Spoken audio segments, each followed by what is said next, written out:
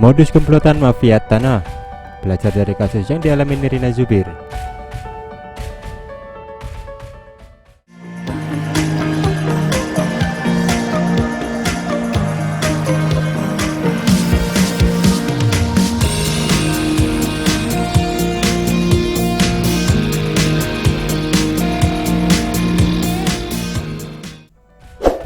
Penipuan yang terjadi tanah dan surat menyuratnya masih saja terjadi.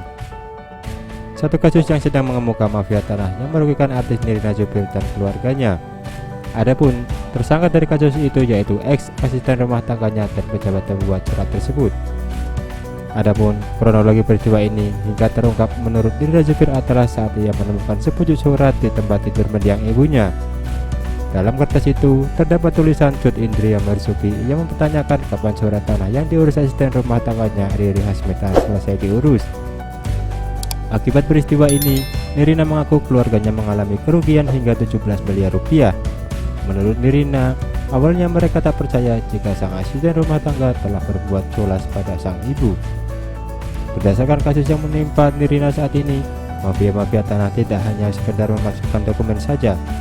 Mafia tanah juga melakukan hal-hal seperti mencari legalitas di pengadilan, penduduk legal tanpa hak, rekayasa perkara, kolusi dengan oknum aparat untuk mendapatkan legalitas, kejahatan korporasi seperti penggelapan dan penipuan, pemalsuan kuasa pengurusan hak atas tanah, serta hilangnya warga tanah. Biasanya mafia tanah melakukan serangkaian kejahatan ini dengan langkah yang sistematis dan terencana. Bahkan, operasi mafia tanah tidak berhenti pada pemalsuan administrasi. Terdapat mafia tanah lanjutan yang melakukan pengubahan tata ruang hingga proyek infrastruktur. Menurut Menteri ATR BPN Agraria Tanah Tata Ruang Badan Pertanahan Nasional Sofyan Jalil, mafia tanah yang merajalela akibat jaringan mereka yang semakin meluas dan merajalela.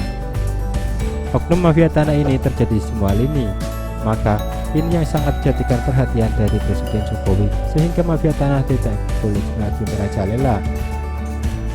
Sofyan berpesan kepada seluruh masyarakat untuk lebih berhati-hati jika akan menjual tanah atau rumah, serta segera melaporkan ke berbagai pihak saat mengetahui tanahnya dikuasai.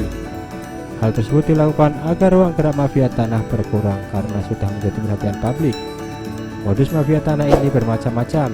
Manusia jahat itu mempraktikkan kejahatannya dengan didukung kawan-kawannya melalui jaringan tadi dalam bidang menguasai tanah serta tidak sah.